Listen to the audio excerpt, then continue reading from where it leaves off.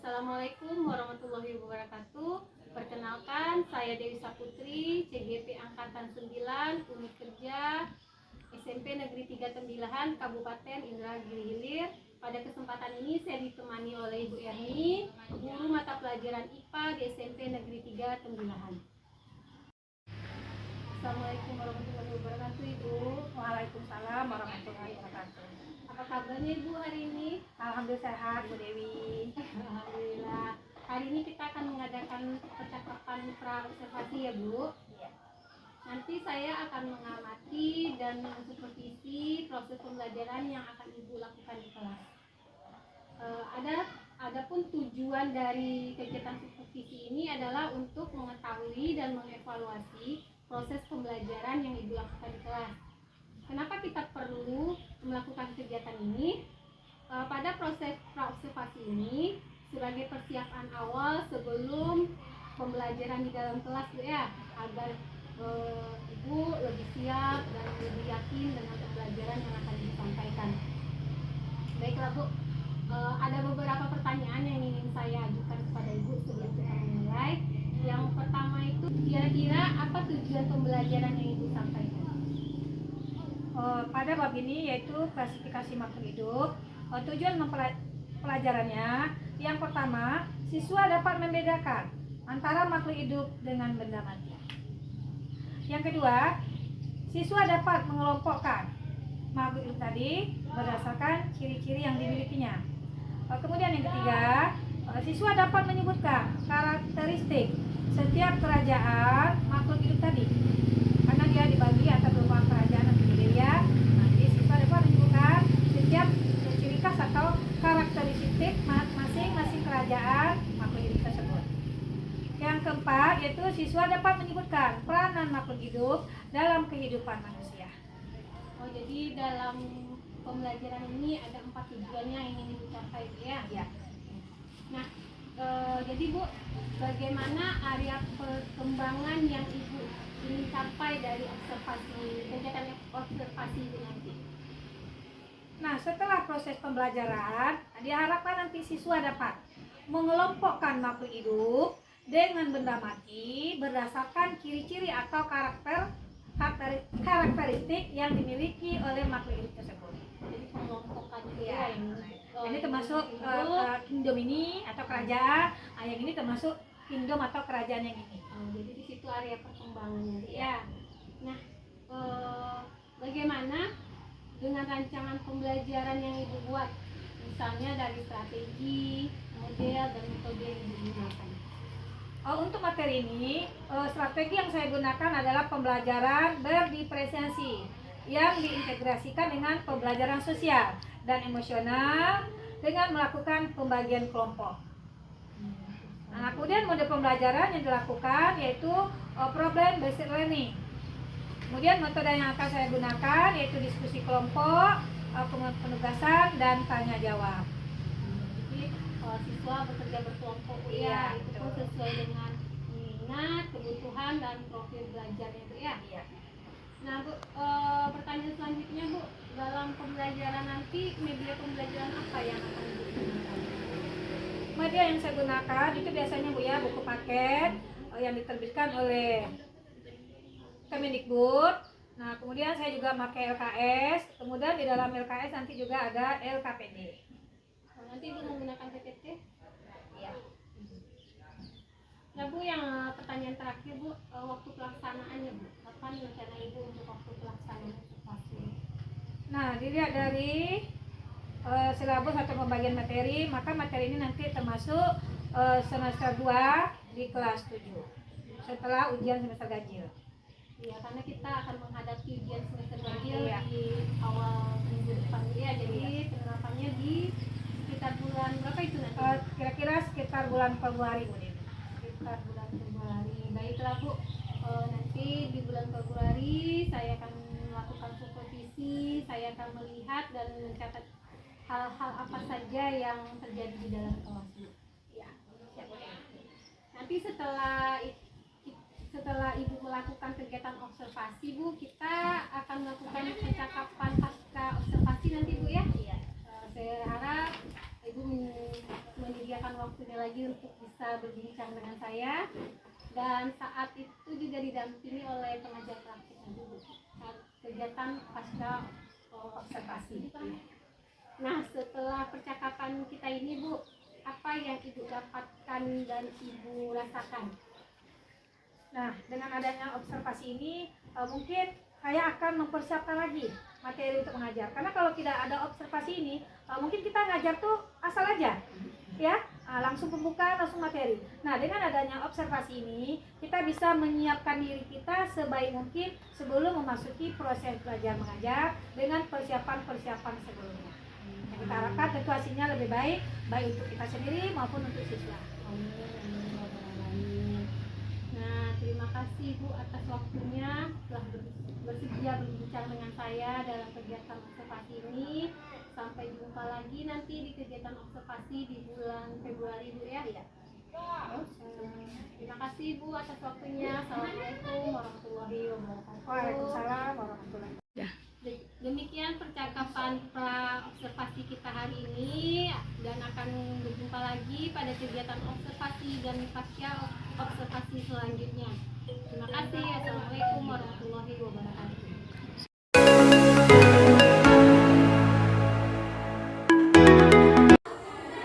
Assalamualaikum warahmatullahi wabarakatuh.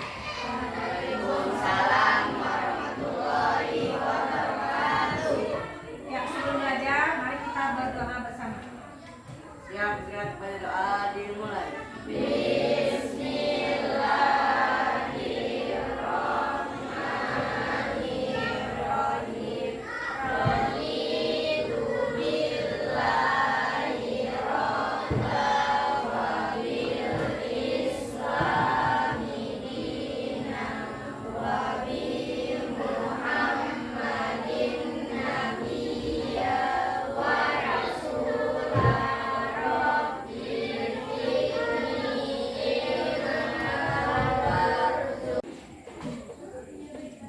Ya, siapa yang tidak hadir dari kawanmu hari ini? Nihil. Kita hadir semua ya. Udah bisa kita mulai pelajarannya hari ini? Kalau udah mulai, kita akan mulai pelajaran yaitu dengan judul klasifikasi makhluk hidup. Bagaimana perasaan kamu hari ini anak-anak semuanya? Bahagia apa tidak bahagia? Bahagia. Senang apa tidak senang? Senang. Alhamdulillah semuanya sehat-sehat. Kemudian bahagia dan senang menghadapi pelajaran yang akan kita mulai. Nah, sesuai dengan kesepakatan kelas, ya, dalam belajar ini kita harus disiplin. Nah, kemudian bekerja sama dan kelompok, tidak ada yang meribut atau tidak mengerjakan tugas karena udah kita sepakati dari awal. Ya, sebelum kita memasuki materi klasifikasi makhluk hidup, apa pelajaran kita atau apa yang sudah kita pelajari pada bab sebelumnya? Coba ini, yaitu organisasi kehidupan. Zulfani, yaitu ada lagi yang kurang, satu lagi di depannya, yaitu sistem organisasi kehidupan. Nah, kemudian materi kita hari ini yaitu klasifikasi makhluk hidup. Sebelum kita memulai pelajaran, coba siswa semuanya dengarkan apa tujuan pembelajaran kita hari ini. Yang pertama, dapat membedakan makhluk hidup dengan benda mati berdasarkan karakteristiknya. Yaitu kita dapat membedakan makhluk hidup dengan benda mati berdasarkan ciri-ciri yang dimilikinya. Itu yang pertama. Yang kedua, dapat membedakan makhluk hidup dengan tak hidup berdasarkan ciri-ciri atau karakteristiknya. tujuan pembelajaran yang akan kita capai pada hari ini. Ke papan tulis ini. Ada makhluk hidup dan ada benda mati yang ada pada gambar ini. Coba kalian perhatikan. Yang pertama ada sepeda, kemudian ada pohon, ada bunga, ada manusia atau orang, kemudian ada seluncuran, nah kemudian ada ayunan, ada bangku dan ada burung. Nah, berdasarkan gambar ini, nah apa yang membedakan antara makhluk hidup dengan benda mati? Ya, satu, Zulfani ciri-cirinya. Nah, coba nopal yang kedua. Sifatnya. Jadi, berdasarkan gambar ini, kita bisa membedakan, ya, ini benda mati, ini makhluk hidup. Berdasarkan ciri-ciri yang dimilikinya, ya. Nah, ada 10 ciri-ciri makhluk hidup yang membedakan dia dengan benda mati. Coba, siapa yang tahu? Tunjuk tangan. Ini. Tersusun dari sel. Ya, tersusun dari sel. Ada yang bersel satu, ada yang bersel banyak. Karena pada materi sebelumnya kita udah belajar yaitu sistem organisasi kehidupan yang kita mulai dari sel. Nah, tersusun antara satu sel. Yang kedua yang lain, yang mana ini aja? Nah, yang kedua ciri makhluk itu yaitu bernafas. Yang ketiga, dia ada 10. Bergerak. Ya. Nah, jadi setiap makhluk hidup bisa bergerak. Kemudian yang keempat, dia ada 10. Bereaksi terhadap rangsangan. Iya, bereaksi terhadap rangsangan. Ada 5. Yang mana lagi? Mengambil dan menggunakan energi. Apa? Mengambil dan menggunakan energi. Mengeluarkan energi. Kemudian yang ketujuh, kelompok sini kurang nih. Berkembang, tumbuh dan berkembang. Nah, kelompok belakang apa lagi? Yaitu berkembang biak, sudah 8. Apa lagi? Yang ke-9, mengeluarkan zat sisa atau ekresi. Yang ke-10, semua kelompok namanya sudah kita sepakati tadi ya. Kalau menjawabnya tunjuk tangan satu-satu. Yaitu beradaptasi atau menyesuaikan diri terhadap lingkungan. Jadi ada berapa ciri-ciri makhluk hidup? Ada 10. Nah, karena makhluk hidup mempunyai ciri-ciri ada 10. Nah, kita bisa membedakan. Ya, berdasarkan gambar tersebut. Nah, nanti kamu pilih. Ini ada 1, 2, 3, 4, 5, 6, 7, 8. Nah, berdasarkan gambar tersebut, kamu bisa memilih, ya, atau memisahkan ini benda mati, ini makhluk hidup. Makhluk hidup yaitu peka terhadap rangsangan. Nah, contohnya apa? Peka terhadap rangsangan. Apa contohnya? Mata akan terjadi apabila bergerak. Yaitu pada manusia. Kalau pada tumbuhan, yaitu putri malu. Pernah lihat? Atau bahasa latinnya Mimosa pudica. Nah, bagaimana kalau tumbuhan tersebut kita sentuh? Apa yang terjadi? Yang bisa cium tangan. Apa yang terjadi kalau ya daunnya akan menutup. Nah, itu merupakan salah satu ciri makhluk hidup yaitu peka terhadap rangsangan. Ya, nah, kemudian ada lagi ciri makhluk hidup yaitu bergerak. Apa semua makhluk hidup bergerak? Iya. Contohnya? Iya, contohnya manusia. Kan dari rumah ke sekolah kan bergerak. Kemudian sapi atau ayam atau kambing, kalau kita lepas dari kandang, maka dia akan bergerak mencari makanan. Nah, itu namanya gerak aktif. Kemudian pohon, makhluk hidup. Apa dia bergerak? Ya, bergerak, tapi dia tidak pindah ke tempat.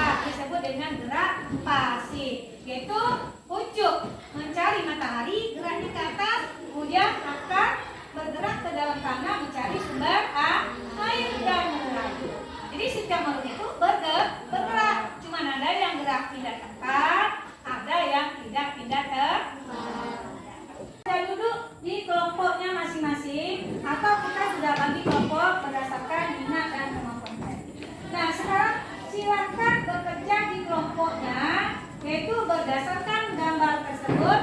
Nah, kamu bagi mana yang benda mati, mana yang makhluk hidup. Contoh, ya, sepeda, bertulis sepeda. Dalam kurung apa? Benda mati. Kemudian yang kedua, ya, contohnya nih, ini sebelah sini benda mati, yang sebelah kirinya makhluk hidup. Yang kedua pohon. Pohon benda mati apa makhluk hidup? Nah, makhluk hidup. Dikerjakan seperti dicontohkan di LKS atau LKPD-nya masing-masing.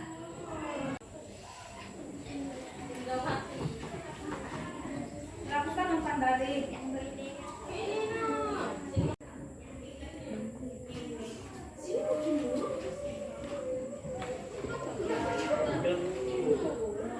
Tapi buat KPD-nya ini ya. Nanti panggil aja lah. Tanggal 20.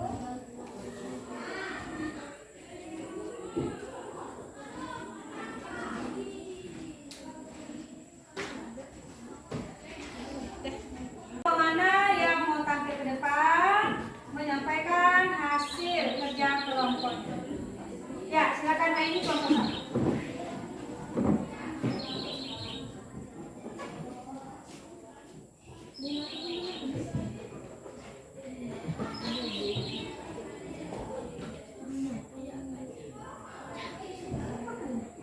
Yang lain tolong perhatikan sama tidak hasil kerja kelompoknya dengan yang dikerjakan oleh kelompok 1.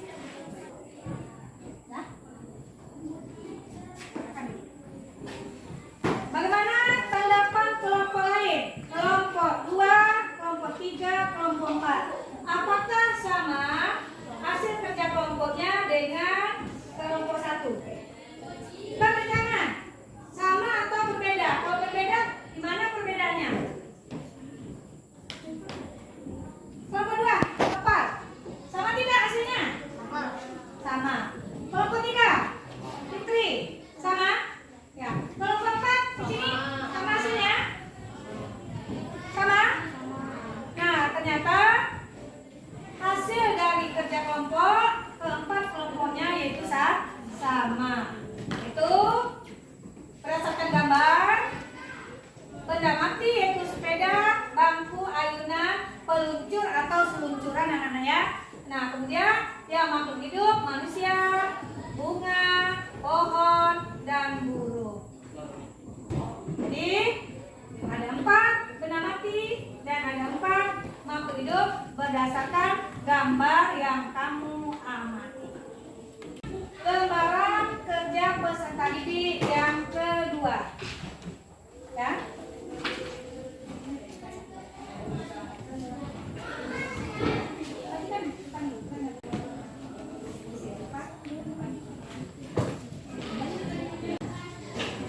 Dibagi kawannya.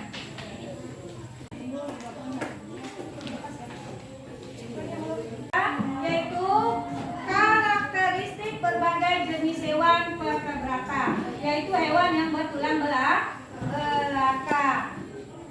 Udah? Ya, di sini dibacakan. Tujuannya siswa dapat mengidentifikasi dan menentukan hewan vertebrata. Alat dan bahan, ya, ikan mas, kata, kadal, ayam, kucing, pinsel, dan tertulis. Lihat, cara kerja. 1. Siapkan alat dan bahan, kemudian amati bagian-bagian hewan vertebrata seperti ikan mas, kata, kadal, ayam, dan kucing. Yang kedua, identifikasi ciri-ciri hewan tersebut meliputi tempat hidup, penutup tubuh, alat gerak, alat pernapasan, dan cara berkembang biak. Tulislah hasil pengamatanmu pada tabel berikut. Ya, itu contohkan di sini 1. Ya, belajar pengelompokan hewan ya. Nanti dibagi hewan invertebrata atau avertebrata. Yang kedua, vertebrata. Invertebrata, sudah kita bahas materinya, yaitu tidak bertulang punggung. Kalau vertebrata, ya, bertulang belakang atau tulang punggung. Ya, contoh.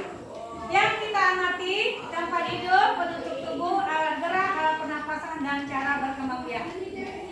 Contoh, ikan mas, tempat hidup di mana? Air. Ya. Penutup tubuhnya? Sisik, betul. Alat geraknya? Sirip. Alat pernapasannya? Ya. Cara berkembang biak? Bertelur. Nah, jadi seperti itu mengisi LKPD yang kedua. Ya, silakan bekerja pada kelompoknya masing-masing.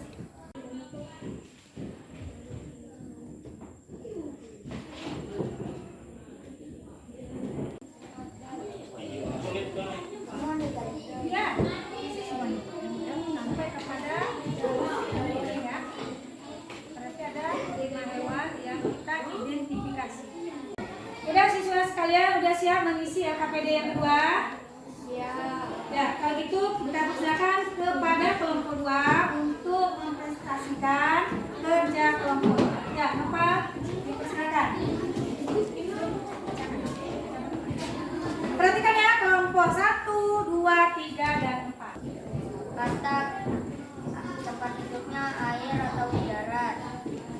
Katak untuk tubuhnya kulit. Katak alat geraknya tangan dan kaki. Katak alat pernapasannya paru-paru. Katak cara berkembang biaknya bertelur. Ada telur. Kucing tempat hidup darat, tubuh, alat gerak kaki, alat pernapasan paru-paru, cara berkembang biak melahirkan. Bagaimana kelompok lain? Sama atau berbeda dengan hasil LKPD kelompok 2? Sama atau berbeda? Berbeda. Coba kalau berbeda kelompok 1, gimana perbedaannya? Alat geraknya, Bu. Kucing. Coba bacakan apa? Kucing. Alat geraknya apa? Kucing alat geraknya kaki. Harusnya kaki dan tangan. Ini ditambahkan kaki dan ya, kaki dan tangan. Kelompok lain ada perbedaannya? Atau sama? Setelah kita lihat penampilan atau pelaporan dari kelompok 2, maka kita dapat menyimpulkan bahwa kita dapat mengklasifikasikan makhluk hidup berdasarkan, yaitu yang pertama tempat hidupnya. Jadi kita bisa mengelompokkan makhluk hidup berdasarkan habitat atau tempat hidup. Yang kedua, bisa kita kelompokkan berdasarkan penutup tubuh. Yang ketiga, bisa kita kelompokkan berdasarkan alat geraknya. Yang keempat, kita bisa mengelompokkan makhluk hidup berdasarkan alat pernapasannya. Ada yang bernapas dengan paru, ada yang bernapas dengan insang. Kemudian kita juga dapat mengelompokkan makhluk hidup berdasarkan cara berkembang biaknya. Ada yang bertelur, ada yang beranak atau melahirkan. Ini lembaran refleksi siswa yang Ibu bagikan. Kemudian ada data-data diisi ya. Isi namanya dulu. Habis. Nama, mata pelajaran, kelas, kemudian nomor absen blank. Nah, sampai kalian mengisi lembaran refleksi, Ibu akan menyampaikan materi kita untuk minggu yang akan datang. Lihat LKS-nya ya. Kita akan masuki bab berikutnya untuk minggu akan datang ya siswa semua, yaitu ekologi dan keanekaragaman hayati. Nah, Ibu harapkan kalian baca ya, baca dulu LKS-nya di rumah sehingga kalian akan mendapat gambaran materi ini sebelum kita masuki materi ini. Nah, itu aja ya untuk minggu depan. Kita tutup pembelajaran kita pada hari ini yaitu dengan mengucapkan alhamdulillah. Alhamdulillahirabbil alamin.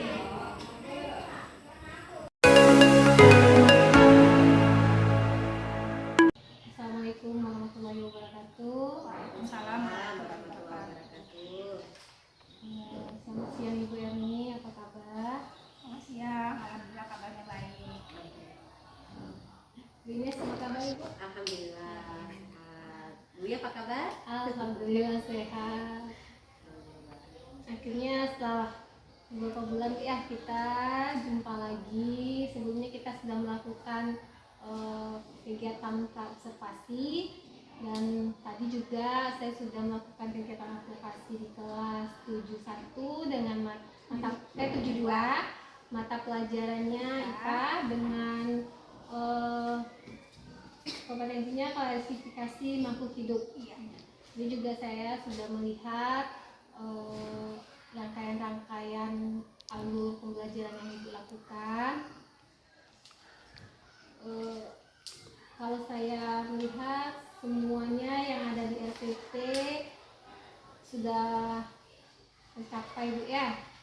Baiklah Ibu, untuk selanjutnya saya ada beberapa pertanyaan yang ingin saya sampaikan kepada Ibu mengenai observasi kita tadi, Bu ya. Apakah menurut Ibu proses pembelajaran yang Ibu laksanakan tadi sudah sesuai dengan rencana? Ya, proses pembelajarannya sudah sesuai dengan tujuan pembelajaran yang tercantum dalam modul ajar. Kayaknya insya Allah sudah tercapai kedua tujuan pembelajaran tadi. Berarti sesuai rencana, dua tujuan pembelajaran juga sudah tercapai, Bu ya. Setelah itu, apakah ada kesulitan yang Ibu alami dalam proses pembelajaran tadi? Nah, kalau dalam KBM tujuan pembelajaran sudah tercapai ya, Bu Dewi ya. Cuman hanya ada beberapa anak yang kayaknya yang berpartisipasi aktif. Kemudian sebagian besar kalau saya amati itu masih pasif.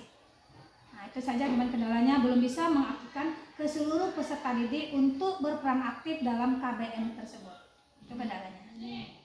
Nah, kalau itu kesulitan yang Ibu alami dalam proses pembelajaran tadi, adakah alternatif dalam mengatasi kesulitan itu untuk selanjutnya? Oh, ada Bu Dewi. Untuk pembelajaran ke depannya atau materi berikutnya, langkah yang akan saya ambil pertama itu peserta didik saya haruskan membaca modul ajar atau buku atau LKS yang mereka punya di rumah terlebih dahulu. Nah, jadi sebelum menutup pelajaran saya akan mengasih tugas untuk anak. Pada minggu depan kita akan materi ini dan saya suruh baca di rumah. Nah, kemudian nanti setelah itu saya akan usahakan dalam memberikan motivasi kemudian atau pertanyaan pemantik yang memicu siswa tersebut untuk berperan lebih aktif lagi. Itu yang akan saya lakukan. Pertama, menyuruh anak membaca modul ajar atau LKS atau buku pendukung di rumah. Yang kedua, akan memberi pertanyaan-pertanyaan yang akan mengaktifkan anak pada KBM tersebut. Berarti mempersiapkan diri anak dulu Iya, sebelum untuk memasuki materi pelajaran. yang akan kita pelajari minggu depan. Jadi sekali Bu, pertanyaan terakhir Bu ya, apakah ada hal-hal yang rasanya perlu Ibu tingkatkan lagi untuk kedepannya dalam proses pembelajaran? Rasanya ada Bu Dewi, karena bagaimanapun manusia itu kan tidak sempurna, baik dari diri saya sendiri sebagai guru, kemudian dari anak juga. Nah, di sini saya sebagai guru saya akan banyak belajar lagi, terutama dalam pengelolaan kelas. Yang kedua dalam menguasai materi ajar yang akan saya sampaikan. Nah, itu usaha saya ke depan untuk menutupi kekurangan-kekurangan baik dari diri saya maupun dari peserta didik saya. Oke, semuanya sudah berjalan dengan baik Bu ya. Bu, terima kasih Bu atas kerjasamanya. Alhamdulillah saya sangat senang, sangat bangga bisa mendampingi Ibu hari ini. Terima kasih Bu atas bantuannya. Sama-sama Bu Dewi atas kerjasamanya. Sampai berjumpa lagi Bu di lain hal, lain kesempatan. Assalamualaikum warahmatullahi wabarakatuh. Waalaikumsalam warahmatullahi wabarakatuh.